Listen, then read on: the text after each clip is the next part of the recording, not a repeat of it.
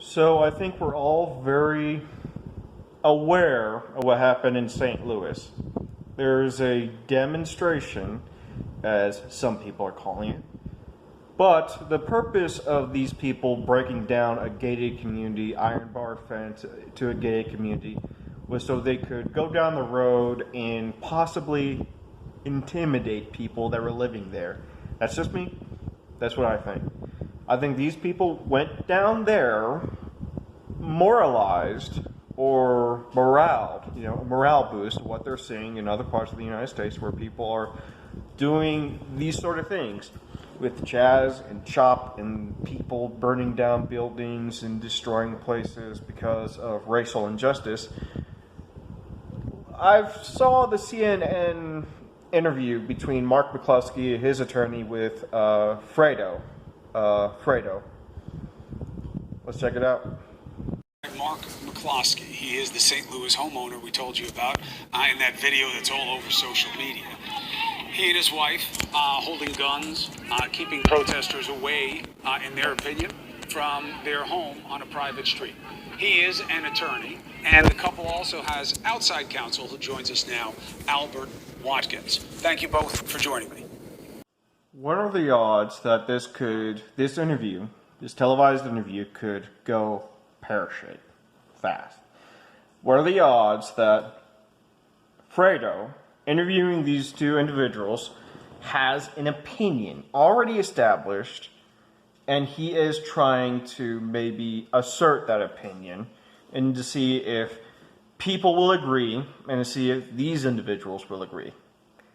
How sideways can this get? Let's see. Indeed. Counselor and Mr. McKlosky / counselor, we can talk about the legal rights and the facts. But I want to talk about not having a right, but whether or not something is right first, which is, how do you feel about becoming the face of political resistance to the Black Lives Matter movement? First of all, that's a completely ridiculous statement. I'm not the face of anything opposing the Black Lives Matter movement. I was a person scared for my life who was protecting my wife, my home, my hearth, my livelihood. I was a victim of a mob that came through the gate. I didn't care what color they were. I didn't care what their motivation was.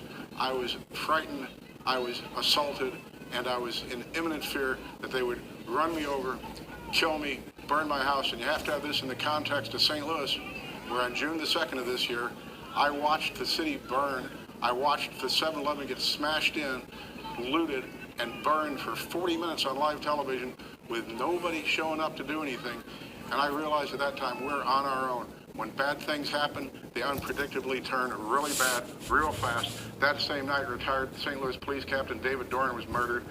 These things get very bad very quickly, and when those people came through the gate, when it was a mob, I didn't take the time to see their birth certificates or anything else. I was defending my house, my life, my wife, and what I've spent 32 years building there. There. The interview's over. He very clearly stated that he felt that his life was threatened, that his property was threatened, and he as a homeowner had every right to defend his property. We're going to go into further details, and I will try not to keep this video as long as possible. I will try to condense some of the more important material, so I'll skip over some of the less important parts of the interview between Fredo and the two individuals because they kind of overlap and they repeat themselves. But that's it. Dude felt he was threatened. Iron bars in his gay community were broken down, and a mob of people were marching down the streets. He has no idea of knowing what their intentions were other than the fact that they were angry and they were threatening looking. They were intimidating. That's it. That's the end of the interview right there. Walk out while you can. I understand what you say your rationale was. To be clear, did anything happen to you or your property? So this will be the part of the video that I'll be condensing down because at this point the interview just goes sideways really fast. But nothing happened to him or his property because he posted himself outside of his property where he was very clearly visibly seen by the protesters and by people that he considered a threat to him, and he had an AR-15. Nothing happened to his property because he, as a homeowner, deterred what he thought was a threat to him. That's it. That's right. End of discussion. Right there. You were the one pointing a loaded weapon at a group of people who were walking past looking for the mayor's house. Fredo, it doesn't matter if they were looking for the mayor's house. They broke down barriers, keeping people out of the gated communities. They broke those barriers down, and they started walking down the streets of that gated community. Even if you're going to make the argument that those sidewalks and that road is public property, it's not. The road outside of it is public property. The road beyond the barriers of the gated community, the actual public roadways and the sidewalks adjacent to it, those are the public property. All right? Inside the gated community, everyone there is living and paying to be there. That's their property. It doesn't matter if it's public or private property. Inside the gated community where those protesters were and where Mark McKlosky and his family was private property. It doesn't matter what they were doing. They were trespassing. He saw them to be a threat. And he saw what's been happening across this nation, and he was very concerned. Leader of the entity called Expect Us that organized this, whatever it was, announced ahead of time that he does not want to have a peaceful protest. He wants to have it be as disruptive as possible. I'm going to imagine that we all saw the original footage of the people. Well, there's no easy way of saying it, so I'll just say it. They were invading that area. Now, I don't care if people take this out of context. There's no amount of taking things out of context that is going to be outside of the protesters and what they were filming and videotaping when Mark McKlosky, when he came out on his property.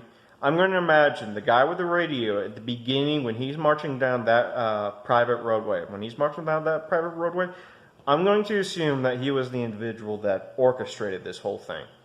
I'm going to assume that. And he wanted to create a disturbance. I'm already imagining that's going to be breaking some ordinances and some laws right there. One, they were already trespassing on private property. That roadway that they all marched on, which apparently was nowhere near the mayor's house, that they all marched on, was private property. Everyone living there, that's their property. They were in a gated community. This is how it works. And they were planning on creating a disturbance. They weren't planning on having a peaceful, amicable protest where, diversity of thought and freedom of thought happens. They wanted to create a disturbance and intimidate people. That's what I think they were trying to do. And Mark McKlosky even said it. And when interviewed subsequently, he said, I know it was illegal. I know it was a private neighborhood. But when you're doing protests of this nature, it's necessary to break the law to get your ends met. I'm not sure if there's anything else I could say that perfectly captures the amount of wrong in that statement. This video is already getting long enough as it is, and I don't want to make a plus 10-minute long video, so I'll end it here. The individual that orchestrated this knew it was wrong, knew it was illegal, and knew that he was violating the ordinances of the law and he was violating private property. He invaded a gated community with God knows how many people that were there. We're probably not going to know because Mark McKlosky and his wife are now going to be the face or the most, frame of reference that we're going to be seeing. That people are going to be calling Mark McKlosky a white supremacist because Mark McKlosky thought that his property was in danger, that he did what he felt that he needed to do. No one was killed, no shots were fired. Yeah, he flagged a lot of people because he doesn't have any formal firearms training, and the closest that firearms training he got probably was from an Arnold Schwarzenegger film back in the 80s. But for a moment, let's consider what Mark McKlosky said. The organizer of this march knew it was wrong, knew it was illegal, but the sort of protest that they're doing, they have to violate the law and people's property in order to meet their ends. That's called terrorism. When you violate people's property and you violate people's rights and you intimidate people for a political end, that's called terrorism. There's no other way of looking at it other than just that. If you guys want to see the rest of this, go ahead and leave a comment down below. But I'm done for now.